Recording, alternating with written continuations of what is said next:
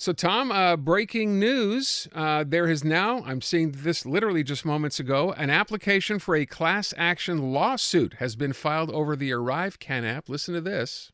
So, how did the government go so wrong with the ArriveCan app contracting and development, and do you take responsibility for those failures? There continue to be ongoing investigations, both external and otherwise, into the contracting process. It is obvious that the contracting process rules were not followed in this case. Really? And we need to make sure that there is accountability and transparency around that. But let us remember that during the pandemic, we were reaching out to try and keep people safe, keep people alive, make sure that our economy didn't falter at a time where everything was in question. Even in those most difficult times, we need to make sure the rules were followed. When public servants, in this case, did not follow the rules adequately, there are investigations and there will be consequences. You know, at some point, Tom, he just needs to stop talking, doesn't he? He just digs that hole a little deeper by going on. So it's not a comma. It should have been a period. Yes. So it's obvious, he admits, that the rules were not followed. That's a huge admission. And then today, literally moments ago, as I said, application for a class action lawsuit. What are you thinking here? Well, the class action lawsuit will probably be going after things other than the money we've thrown out the window on this thing. How the app hurt people by making them lose days of their lives because the thing was telling them that they had to quarantine and so forth. Yeah. So, yes, I'm not surprised at that one at all. With regard to Trudeau, I mean, he's talking about the importance of transparency and accountability, but I noticed that the question was, do you accept responsibility? And he talked around it ad nauseum for a couple of minutes. That's unusual. And never answered the question. Yeah. And he says, well, it's obvious that somebody's going to be held accountable, but we have a system of government where it's ministers who are held accountable. And who's the head of the ministers? Oh, we have a word for it. It's the prime minister. But I guess it doesn't really apply because Trudeau never accepts responsibility for anything. Look, this is a boondoggle. This company was getting contracts from the federal Liberal government well before the pandemic, so even that thin excuse doesn't hold. And it's not true that you can take an $80,000 job, because that's about what it would have been to build an app, and somehow blow it into minimum $59.5 million just for that one contract, but there were many, many, many others to this too. There's a big debate about this. Did they have 2 employees or 4 employees? Well, maybe that's something that we can find out when we get accountability and transparency. But look, this is a boondoggle by any description. In my thinking, this is on a par, at least, with the sponsorship scandal. Why? Well, in the sponsorship scandal, yes, we had ne'er-do-wells taking bogus reports, photocopying them, and resubmitting a bill. But here, based on my decades in government, I've never seen a case where something like this could happen and there wasn't somebody closing their eyes. There wasn't somebody saying, we're just going to let this go through. Don't worry about it. And that's what's going to be interesting. Who was making that call and calling that shot? That's what we'll probably never find out, certainly not before the next election. Do you think, by the way, to Trudeau's comment about, we had a pandemic, you can use the term extenuating circumstances here to suggest that, in regular times, perhaps we could accept responsibility for someone having done this. Does that carry any weight given the fact we were in the middle of a pandemic when this happened or not? What carries some weight with regard to the pandemic, and you and I this was a conversation we had during the pandemic, they're putting together programs super fast, right? And they're saying, okay, we've got millions of Canadian families who have lost their livelihood. They've got to put food on the table. The bureaucrats have come up with something far too complicated. You push that aside. There's going to be a bit more fraud, and you'll try to collect as much of it as you can after, but you're making it your priority to help people. Nobody's going to say that was a problem. That is due to the pandemic. That is, okay, we can't do this in the normal way, letting the bureaucrats weigh every comma and semicolon in the program. We're going to push money out the door, and too bad if there's going to be a bit of fraud. That's okay. But what's happening here is they're trying to make us believe that because there's a pandemic, they go to a 2-man operation in the basement of a bungalow in Ottawa. They shovel out tens of millions of dollars. Nobody's paying any attention to the rules. Nobody's responsible. And this is because of the pandemic? Really? It's because of the pandemic that you gave tens of millions of dollars to a 2-man operation that clearly didn't know what the heck they were doing because the thing never really worked, and a good app on a good day, let's be generous, $100,000.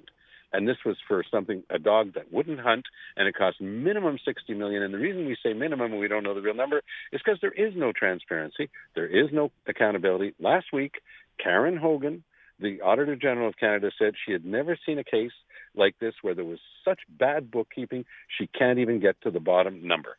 And this is something that Trudeau is responsible for as the prime minister. He doesn't get to plead, that this was because of the emergency of the pandemic. Yes, the pandemic was a huge emergency. It doesn't excuse this. The two don't equate. Last thing I want to bring up now, I hadn't spoken to you since Thursday, and it seems to me on Thursday, Pierre Poilievre brought up your name, what you just said. I know. This was, the same as or perhaps worse than the sponsorship scandal for this government. Did you have any idea that was going to happen, that he would quote from? No. And I was smiling because it was one of those days, it had been getting quite hot in question periods. So sometimes I just make sure I push aside a bit of time so I can actually watch the interplay and watch how they're behaving with each other. And what was interesting to me is, one, he referenced the article that I had just written, which was interesting in and of itself. But then he swung around and his target was Jagmeet Singh. And he said, even your former leader is saying that Trudeau is a bad. Why do you keep supporting Trudeau? So he turned it into a bit of a comedy routine at the end, and he had far too much fun doing it. But hey, any time one of your commentary pieces gets picked up as part of an answer and question period, I'll take it. Good for you. Let me move on to the other story that's gaining traction again. This came out about a week or so ago. This idea, I think Benoit Dubreuil, who's the French language commissioner, brought this up at one point about immigrants coming here and how much money it was going to cost Quebec to basically, if they wanted to, learn French. And I think the number was over $1 billion, probably closer to $2 billion. Now the government, Quebec, is asking to be reimbursed, not the first time, for the money that they have spent from Ottawa on refugee services, and that's at around $1 billion. So, as I said, it's come up before. It's back in the news now. How do the feds get out of this one? They won't. And this is Legault playing hardball, the same way Olivia Chow, the mayor of Toronto, played hardball with Trudeau, and she won. I don't know if you recall what happened in her case, but she had so many refugee and asylum claimants in her city. She said to Trudeau, I'm already raising my city's taxes 10% this year because there's been inflation and everything else. But I'm going to add on another 6%, and it's going to be the Trudeau tax of 6% because you're not giving me the money that it's costing my city to take care of a problem you've caused by letting in this many people and having a border system that's absolutely broken. Out of nowhere, Trudeau was able to produce the cash, and she backed down, and he backed down. She got the money that she'd been asking for.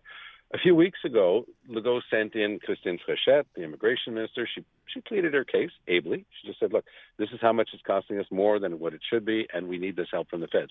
Their number then was something in the $450 million range, if memory serves. Mark Miller was sent in to deliver the answer from the feds. Here's $100 million, go home and leave us alone.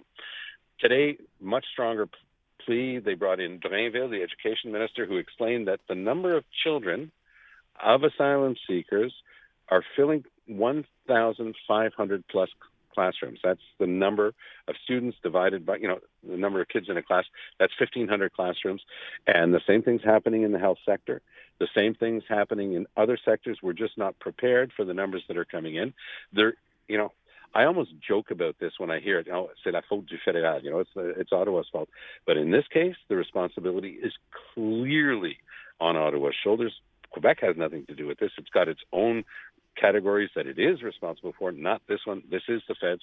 And it's not fair because they had the minister who's in charge of welfare payments in the province of Quebec, and she said, look, here are the numbers. The feds can't even deliver the work permits on time, which means that people by default, we're not going to leave them without any money to put food on their tables. They get welfare. But so many of them are getting welfare because they can't get they want to work.